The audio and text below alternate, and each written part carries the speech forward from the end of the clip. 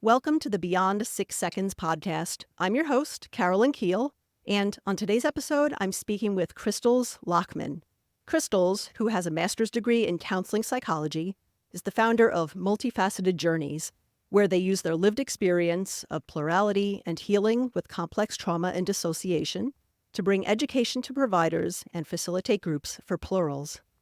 They serve as a moderator on the Refractory, a think tank for clinicians, researchers, peer support workers, and coaches with lived experience of dissociative identity disorder, or DID, other specified dissociative disorder, or OSDD, and Plurality. They've been a keynote speaker for the Plural Positivity World Conference. Crystal started a podcast and Substack blog, both titled Therapist Interrupted, where they highlight stories related to getting through life's interruptions, living with trauma and dissociation, and other topics related to multiplicity. Crystals, welcome to the podcast. Hi, it's so good to be here. Thank you for having me on. Yeah, I'm very excited to be talking with you today. In your intro, I mentioned some terms that might be new to some of our listeners, things like dissociative identity disorder, other specified dissociative disorder, even plurality, multiplicity. Would you be able to kind of briefly explain those before we go into our interview today? Yeah. So let me start with explaining the term dissociative identity disorder, which is a diagnosis in the DSM. About 1.5% of the population has it, according to the DSM. And what it basically entails is being more than one person inside one body, and that is causing significant distress and dysfunction in your life. And part of that distress has to do with time loss, like you lose information about who you are and what happens throughout your life. OSDD is other specified dissociative disorder, and so that's more of a catch category for people who don't fit into any of the dissociative disorders in the DSM.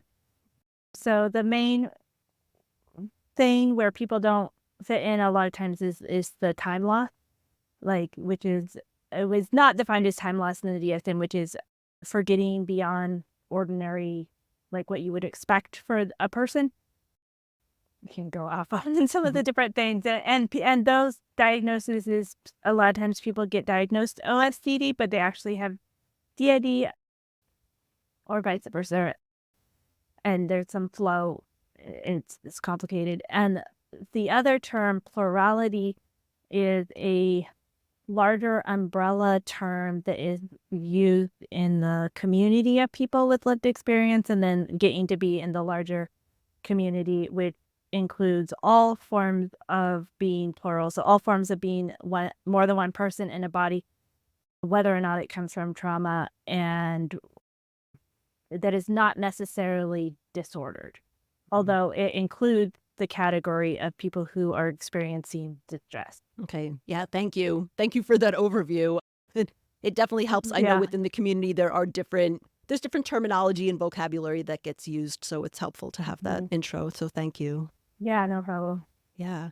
So I would love to learn more about your story, your personal story. So how did you discover your own multiplicity? It's interesting to think about when I first discovered it, which I don't know exactly because dissociation, just not knowing about not knowing. But when I was 19, I had been outside of my parents' home for a year in college, and I had a head injury that got me I was really suffering a lot, and that increased the amount of support I was kind of getting from my peers, and then that kind of opened up stuff, and I started remembering trauma. And shortly after that, I got into therapy and did some other work within a spiritual context, a Christian context, that was around like some inner child work. And so it kind of became clear to me at that point that like there was more than one. There was definitely some kids.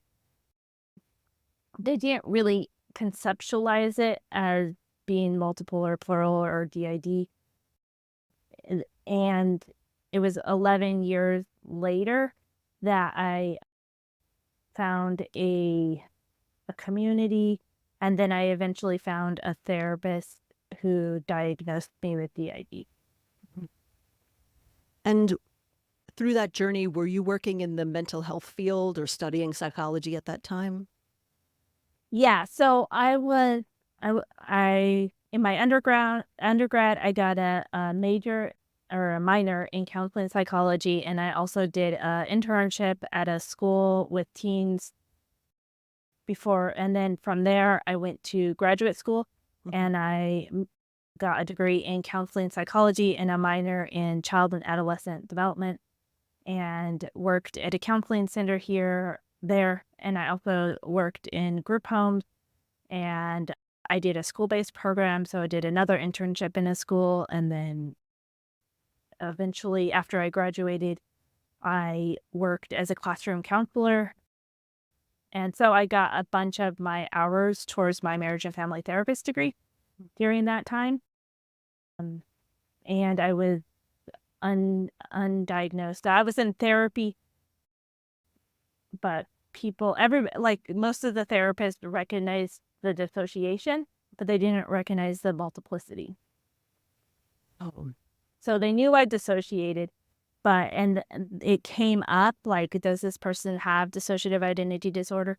But because they couldn't identify different people and I didn't present in that way that they thought that would look like, they didn't diagnose it. They diagnosed me with borderline and depression and PTSD. And so eventually, because I was trained as a clinician, and I was like, okay, well, obviously I dissociate and nobody knows what to do with that. So I'm going to look specifically for somebody who knows how to work with not DID, but dissociation. And so then I found a therapist who ended up being an amazing therapist, and she helped me with, she diagnosed me and helped me understand it a little bit better. wow. And then, and that brings up an important point, is that many therapists, perhaps most therapists, don't necessarily recognize DID because I think it's still thought of as extremely rare, but it's really not. It's somewhat common, like 1.5%. I've heard 2%. That's kind of common. So yeah. Yeah. I just started back an intensive outpatient program and met with a psychologist, and the psychologist said, well, that diagnosis is extremely rare. And I just looked at him and said, actually, it's more prevalent than bipolar. And then I was like, somebody feisty came out and was like, you need to read your DSM. Point blank telling him, you're giving bad information. Yeah, and I think there's a lot of misdiagnosis as well from people who don't recognize it. Yeah. And I'm sure that everyone who has DID or is a plural kind of has their own different ways that they feel and experience that. But for you, what does it feel like being a multiple? I think for us, I use plural and non-plural pronouns back and forth. That doesn't necessarily mean anything, but it might. I don't know. I mean, it's hard. That's a hard question to answer because I don't know what it feels like not to be. So there's no oh, this is what it was like with depression or something. There's no this is what it was like when I wasn't depressed, and this is what it was like when I am. But I think that what has helped with that is being in groups and around other people who are plural or who are multiple. If what does it feel like for you when you switch or just interact with the world? I think that switching for us is a little bit different than what it is for some people and in what is portrayed on the media, because we rapid switch a lot and we don't ever front one person at a time. So, and we don't always know who is fronting because that's protective in some way for us not to know exactly. But any time where we have been okay, who's here, like if we stop and ask that question, we'll get like 5 to 10 names. And that also is a way that we, I think, don't lose time is in the same, we don't lose time in the same way that some people do. And that there's a, it's complicated. There's a I've like thought about this for a long time to try to like wrap my head around it. Like there's a continuation of narrative that the people in the front kind of can know about. And then kind of more in the back of the system, there's like other stuff going on. And the two, like with people from the back come to the front, they don't always know the stuff going in the back. And the people from the, like, it's like, I was trying to explain this to my friend of like walking through a door, like the memory of what happens in the back of the system kind of gets like erased kind of to the like front of the system, which is protective in some ways. But then if something is shared in the front of the system, then the front kind of knows. So it's like interesting, and like every system like operates a little differently. But I didn't recognize time loss until I started talking with other people who are plural, and then started recognizing that how we experience time loss is we lose tiny bits of time or pieces of stuff rather than like suddenly coming to and being like, oh, what happened? Like there's like amnesia for amnesia. Yeah. To where like if you ask me like, well, what happened yesterday, then I'll be like, I have no idea. But then somebody will tell me and they'll send the memories up. So then I thought that was remembering, and I thought that was like what everybody did. But then from being in community, I realized that like, no, I actually lost. Whoever was up was not there for that, but was able to access it, or the other person switched in so that then they were there to answer the question. So we could kind of like piece stuff together in a way that is not obvious that we're losing time.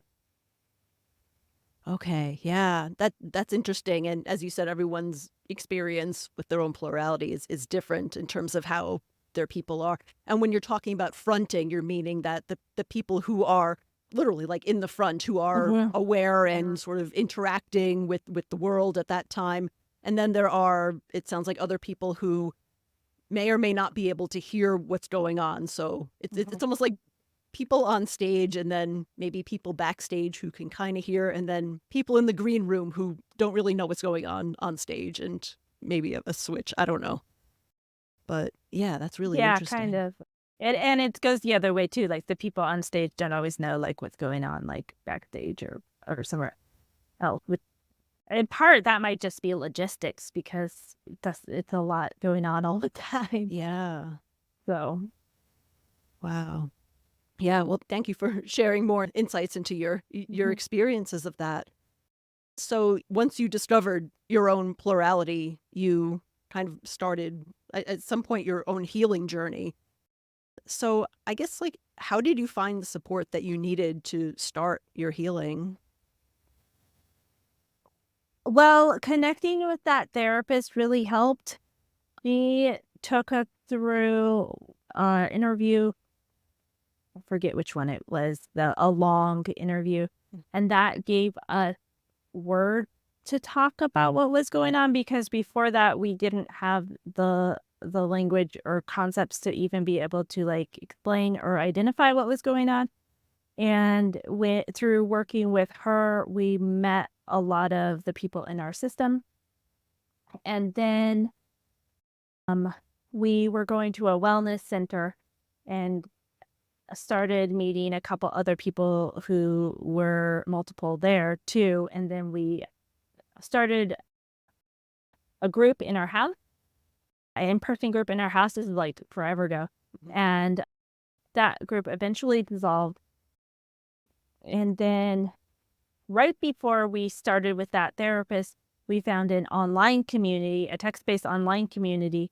That was part of us like discovering it. Was one of our teens kind of popped out and spent all day like chatting with another teen, and that was like a new experience for us. And then in 2020 we joined some of the Redwood they're another system that did some groups. So we joined some of their groups, and then the Healing Together conference by Infinite Mind in 2021 was virtual. And so at that point, we were able to attend for the first time and got connected to some people there. And so we kind of built community through all of that and have connected.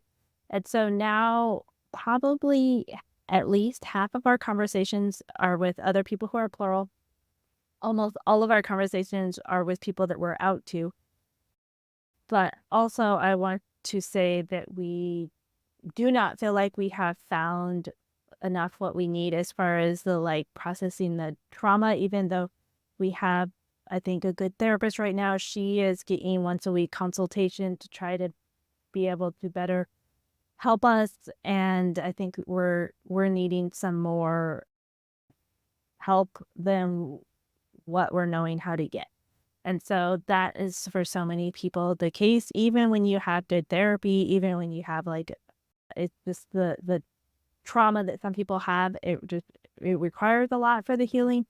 And it's really hard to find and get that. And you go kind of in and out of what you're needing, but it's even with and I'm pretty savvy, I think, as far as finding therapists and getting what I need, but it's still been extremely difficult.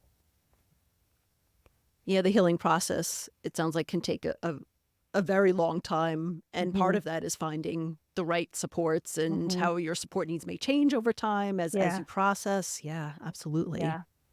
And you were talking about connecting with other plurals, and this is something that I've been learning about as I talk to more people who are plurals, is that there really is a plural community. The many I've found online, probably in offline worlds as well. How did you connect with the plural community? Well, I mean, I first found out about the Healing Together conference because there was somebody in the I don't even know how I found that online community, because this was back in 2010. Oh, yeah. And I don't even know. I don't know if I just searched or what, but I really liked it because it wasn't like a Facebook group. There were a lot of Facebook groups, but it was a forum. And so it had different categories. So it was organized better for me in a way that I could just but it was all text-based.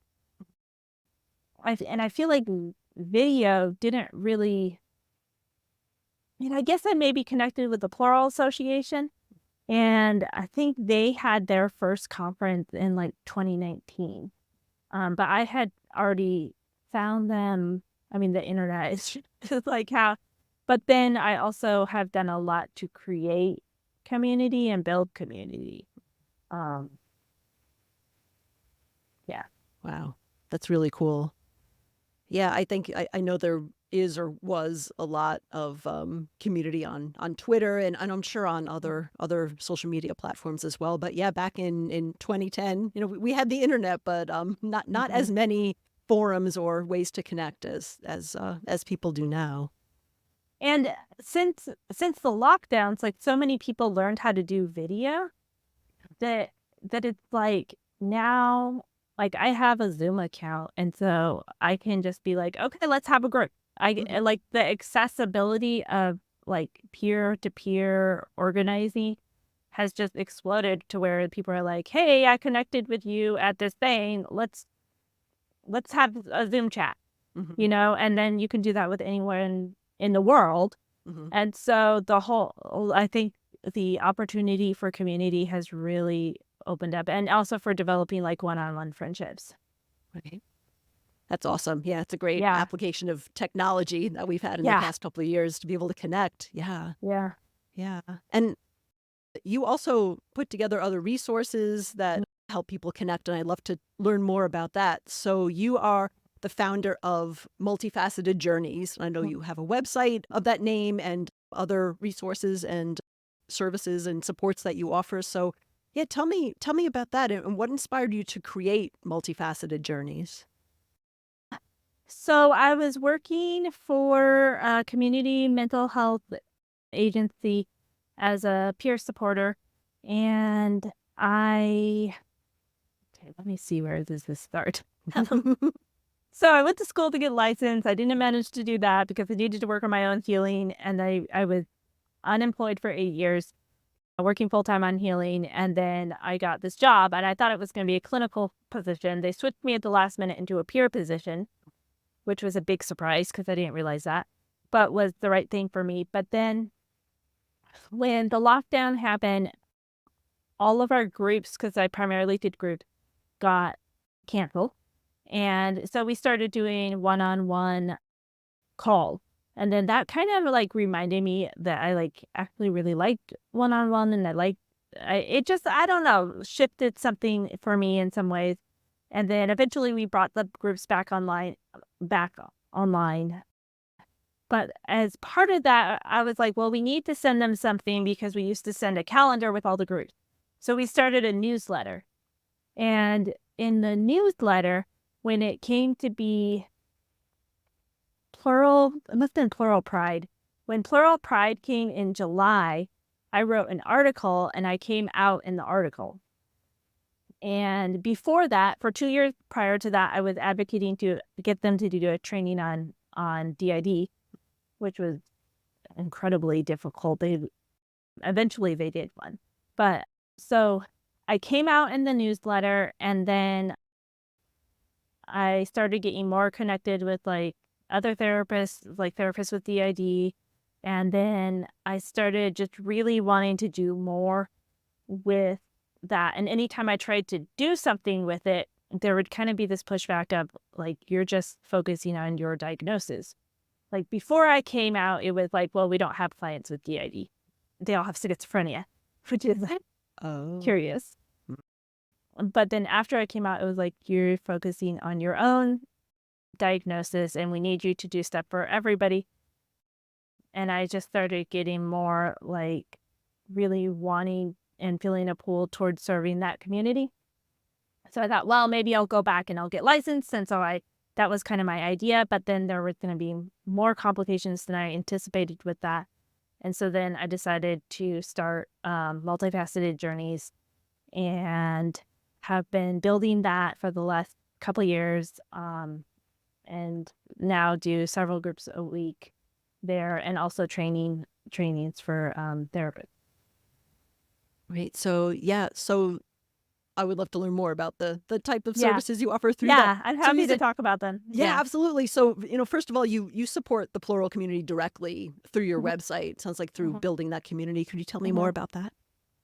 Well, one of the decisions I made was to not have a text-based community, mostly because I don't want to moderate it, because it can get really like just a lot, and I'm not the best at that. So I have groups. People have to join, and it's complicated because it's in gift economy and it's how I am earning money to live. But also, I don't earn a lot because I don't turn anyone away. Everybody has to pay at least $2. And then, okay, what am I saying about this? So most of the groups are on Zoom. They're pretty small, but some of them are weekly. Some of them are a couple times a month. And then I have been trying to have a in-person art group and an in-person walk.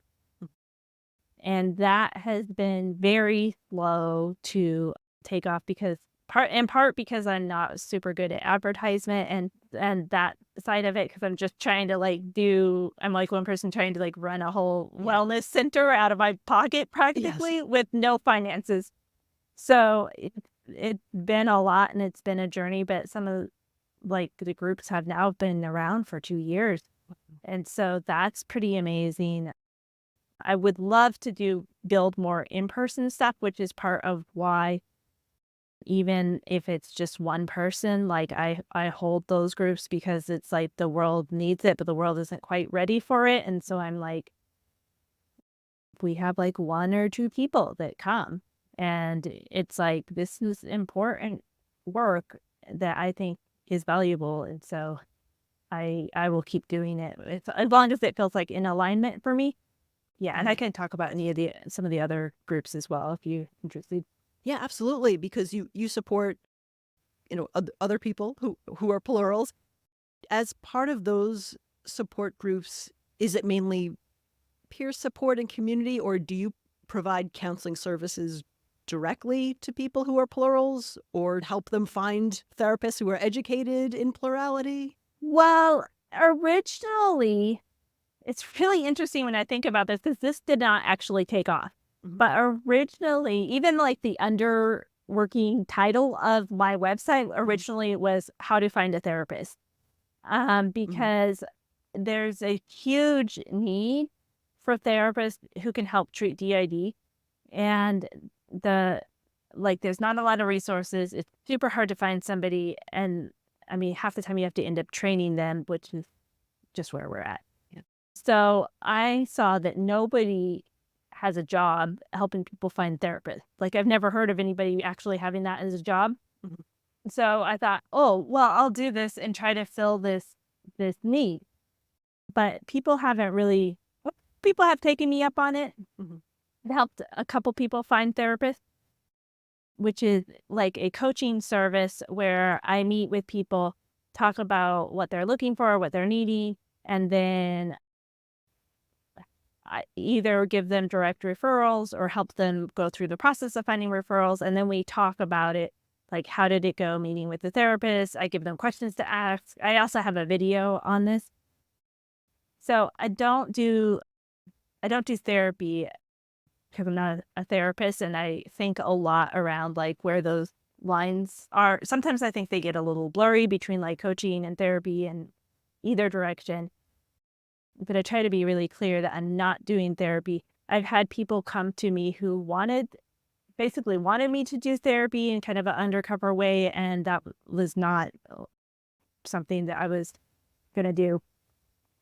So most of my work is group, or it will be a like short term focus on a specific thing that I'm helping them with, like sleep coaching or something like that, which some of this is also I can work with people who are not like that person who came to me for that was not somebody who is multiple. So I do some stuff just for whoever wants what I have to offer. Like I did a class on like discovering the joy of play. And that was on the beach and we did all the stuff and it wasn't necessarily people who were plural, even though it's kind of an in for people that aren't quite sure too. So I have some services that are just for anybody who is a member. It can go to them if they want it. And I'll start certain group. How I do it is if somebody wants a group, then I'll talk with them and see if it feels right for me, and then I'll start it. And those are like short-term courses. And then I have some that are specifically for people who are plural. And then I have one group, the internal parenting group, that is for anybody with like parts. So that is a group where anybody who identifies like, oh, I have an inner child or I have an inner teen. I don't know if I'm plural or if this is just like internal family systems or like some other thing. I don't know if I'm multiple or not, but I think I could use help working with my inner child. So people can go to that group and they don't have to be identify as plural. So they can kind of fill it out. And I let everybody self-identify. So there's no like criteria. Like if you feel like you belong, then you can come. That's great. Yeah. And do you also work with families of plurals at all? And what's that like? I worked a little bit with family members, not a whole lot. I did a training that was just open to anybody, and a family member came. It ended up being a one-on-one. And then I have a training that I developed that I was doing for kind of supporters and providers. But the person who came was a supporter around working with suicidality and empathic listening and how to like handle those situations, which can be really difficult for both providers as well as supporters. I am like want to work with family members or supporters. I think it's a big need. I think that suicide training is probably the one that I have most geared to that population. The other thing that I have that I think I have not done but would be useful is I help people create mental health advance directives. So it's like a document that had some legal standing where when you're not in crisis, you can say what you want if you get into the hospital. And so that could be something that could be useful to do with like a supporter and the person who's struggling, because then the supporter could know like this is what how the person wants you to intervene in these situations. So you get consent for situations where people, like if somebody's going to hurt themselves, then sometimes like the person is not in a place to give consent for things in the same way as if they were not in that mindset. I think it's really important, especially with trauma survivors, to as much as like have consent. And so if a family member or supporter or therapist can know like what the person's wishes are when they're not in that situation, then they can better know how to respond. I see. Okay. Yeah. Wow. And you mentioned a training related to suicide. Can you talk more about that? Yeah, it's called, what did I call it? Empathic Attunement for Suicidal Experiences. And it's a 2-hour training. It has a lot of role plays. Most of my trainings have a lot of role plays because I see that as where it kind of like you actually practice when you're outside of the situation, which also makes people nervous. People get very nervous about role plays. So with that training, I focus a lot on being present and providing the attunement, because especially if somebody has relational trauma, one of the most grounding and resourcing things is to know that they're not alone with it.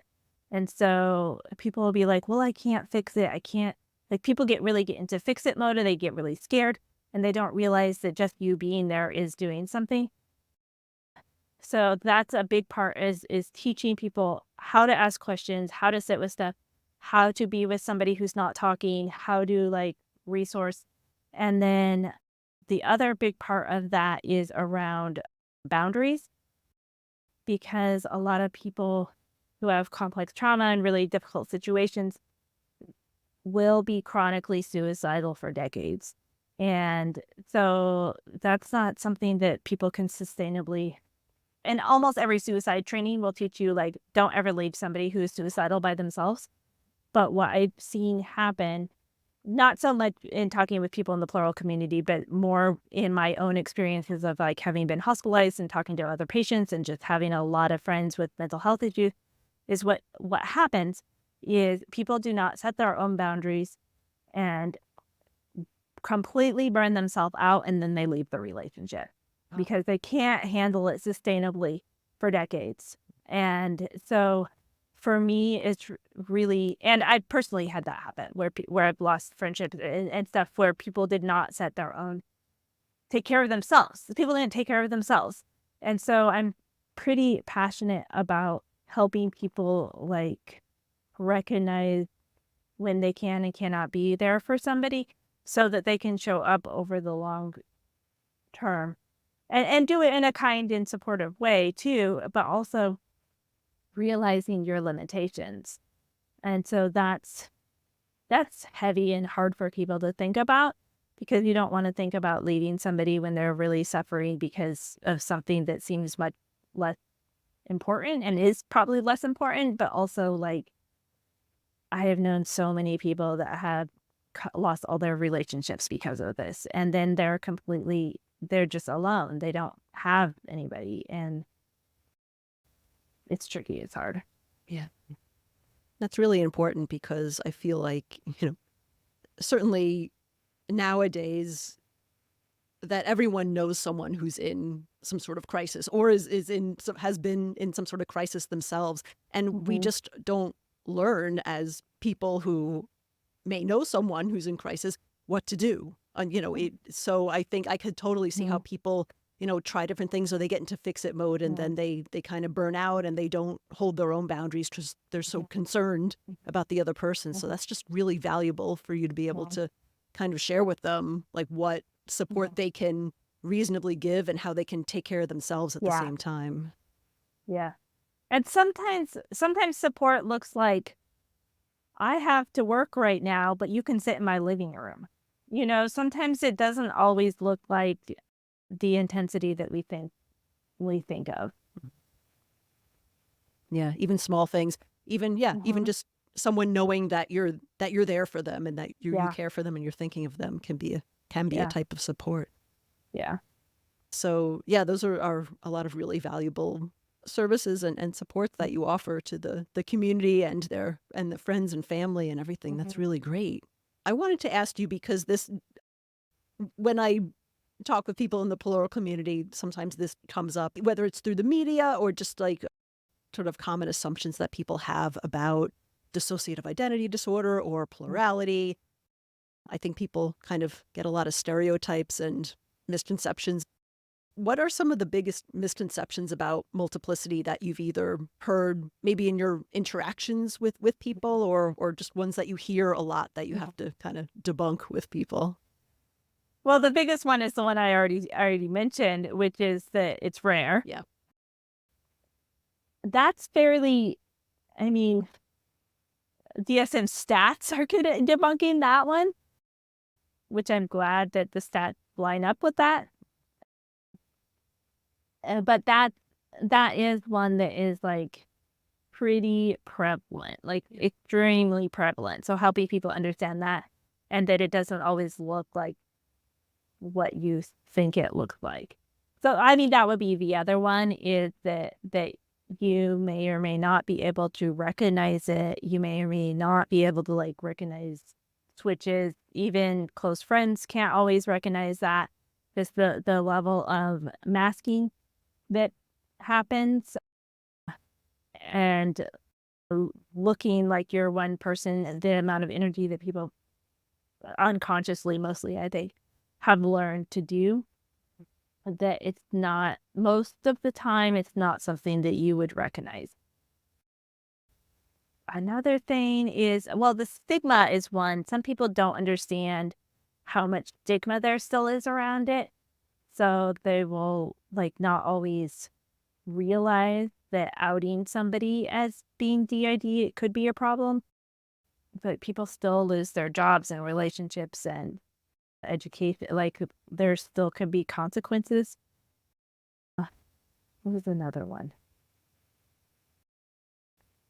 I think another one is like, I think this happens more like in the clinical world, where there will be an idea of people will meet, like have a couple clients that have DID, and then think that that's representative of a larger group. It's interesting because there's a lot of similarities, like, that are just things that are just similar between people who are multiple, even if it doesn't come from trauma or people have different experiences. But then there's also that every system is unique and can be completely different. And you really start to see that when you start talking to a lot of people. Like, oh, yeah, there's all these similarities, but then there's also differences. I think for people who are multiple, recognizing that just because you don't look like what you see in the media or what you see in the group that you're in, that doesn't mean that your experience isn't valid.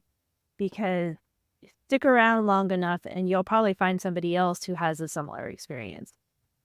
And maybe they aren't talking about it because it's not talked about. I think those are and then the like ideas around time loss and stuff, that it just doesn't always look the way it's portrayed, because it tends to be portrayed in a more sensationalized way, that you don't always get the inner experience. Yeah, that's important. I think, well, probably with a lot of neurodivergence as well, so much of it is an inner experience that the outside person just can't see. They only see certain things and make assumptions based on that. So Yeah. yeah. The other one is, the people with DID are dangerous. Yeah. That's the other big one because it's such an easy horror movie trope. Mhm. It's like, that's just lazy writing, I think. Oh, the person's DID, they're actually doing all this stuff. But it's like really, really damaging and harmful. Yeah. And then the other one that kind of floats around is that people with, I say more DID because it's more like those communities, that they won't be able to function in group and that they should not be interacting with other people with DID because they're going to be triggering each other. And yeah, that happens. People get triggered and you work through it. But I think that is definitely a myth that is pretty prevalent, is that group is not going to be a good situation for people with DID. Yeah. It actually is if people know how to facilitate group. Yeah. That makes But a lot most of sense. people Oh, don't. absolutely. Wow. And then I wanted to get your thoughts on this as well. And it might depend on who in the plural community you ask the opinion of, but I think a lot of assumptions might be that in order for someone to heal from their trauma, a plural system would need to be unified, and that is the ultimate Oh, yeah. goal. But from the community that I've heard from, it's also a lot of people saying that no, being plural is just a state of being, and it's something you don't have to. You can heal and still remain a plural. So, what are your thoughts on that? My thoughts on that are it depends on the system. So there are some people, I'll say people, bodies, Mhm. that are, for whatever reason, for them, healing is integration or final fusion where everybody comes together. I think that is rare. I don't think that is common, but I do know that it happens. And when it happens, it's usually not forced. It's usually a process that just kind of happens. And then another, like, lesser degree of that would be that individual system members like come together. So it's not like the whole system becomes one person, but that different system members like merge with each other and come together. And I think that when those happen, they usually happen organically, and they happen because that's what the system needs. And that if it's forced, then it can push everybody into hiding. And so you might have somebody that's like, oh, I'm integrated, but what actually happened was there was pressure. They felt like that was healing, and so the system kind of shut down. And everybody kind of said, okay, well, we're not a system anymore. We're one person. We're done with that or whatever. But then there'll be a crisis or something will happen, and it turns out, oh yeah, they're all still there. So I think it really depends on each person. And I don't know if it also depends on some like neural wiring stuff. I think some brains are just wired for multiplicity because I don't think it's completely dependent on trauma. And I think some brains are just like wired for multiplicity and some brains aren't.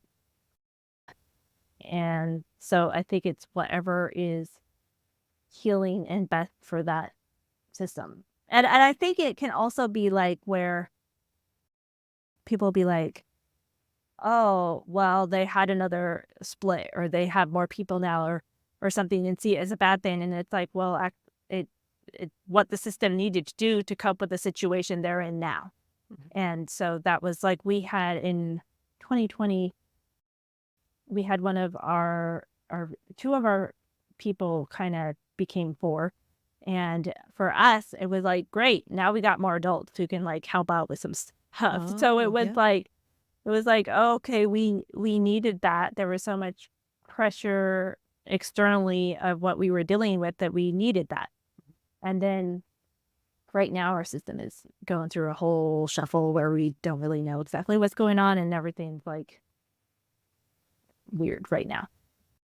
So I think for therapists and for supporters and for people with lived experience, like hanging in for the process. And I also truly believe that there is system intelligence of like, even with certain kinds of trauma where systems have been intentionally created, I still think that there is something in the human psyche that has a drive towards healing, and that if given the right support, that's the natural state of where things will go. And for some people, that looks like developing more people, and for some people, that looks like people coming together, and sometimes people it looks like staying the same and learning to work together better. So that's a long answer to that question. It's a great question that's often asked and discussed. But also, I will also say that I think the view of most people in the plural community, and definitely the view for me and my groups, is that if you are integrated, you still belong. So I think that is important, that there not be a stigmatizing in that way either. That, well, now you're integrated, so now you're no longer a part of the community, because I think you still have the experience in neurology of multiplicity, even if you're now one person and living as one person. It's very nuanced, and so that's really important for people to realize, and part of just realizing the diversity and experience within the plural community, and how people do experience mix that. Absolutely. Wow. Well, that's great. Yeah. Well, Crystals, it's been great talking with you. What's the best way for people who might want to get in touch with you if they just want to learn more about the type of work that you do? One way is my website, multifacetedjourneys.com. That's the best way to get a quick overview of the services I provide, and you can get in touch with me there. You can also email me directly at crystalsmultifaceted@protonmail.com. And then the other way is that I think is a good way to just get more of a feel of what I do and who I am, is to tune into my podcast, which is Therapist Interrupted. And I interview a lot of different people who have different interruptions in their life. I interview some providers. I interview other people who are multiple. And I also have a Substack by that same name, Therapist Interrupted. And I don't write a whole lot. I've gotten busy with other stuff, but I do post some stuff there. So that those are like free and accessible, and anybody can, like, you don't have to jump through like hoops in order to like attend my groups. Aside from a couple that I do a couple a month that are open to anybody, where you don't have to join. And then if you join, or if you let me know that you want information, I can put you on an email list and then send updates. I don't send a whole lot of updates, but That's awesome. Yeah, thank you. Yeah. I'll put a link to your website and your email and those resources in the show notes, so that people can get to there. So yeah, Crystals, it's been great. As we close out, is there anything else that you'd like our listeners to know, or anything that they can help or support you with? Well, help and support is I definitely wanting to grow the work that I'm doing. The work I'm doing definitely needs financial support, which it's a little complicated because we don't give tax deduction. It's complicated. It's a little complicated, but even if people like were inclined to like get to know me and give like $20 a month or something, that would be a big help, because a lot of people I'm serving don't have the finances. And I'm trying to support myself, which is hard doing this. And then the other thing is I'm also part of the Refractory, which was mentioned briefly in the intro, which is it's a bunch of people with lived experience that are really trying to kind of remake the face of mental health where it comes to DID. And so there's a donation button there, and we're hoping to set up some trainings and stuff to where we're the ones doing more of the trainings. If there's any clinicians, peer supporters, researchers, or coaches who have lived experience of plurality, then you're welcome to join us over there. There's an application. And then I guess I like to leave people with a message of hope, which is like that you're valuable, and whatever you're going through, like, it matters and it's important, and things can get really hard, and just a hope that people can find community and find people that they connect with. Yeah, thank you. And it sounds like you're doing a lot of really great work to help people find that community and those resources that'll help them. So yeah, thank you so much for that. And thank you again for being a guest and sharing your story and your work on my show. Yeah, thank you so much for having me.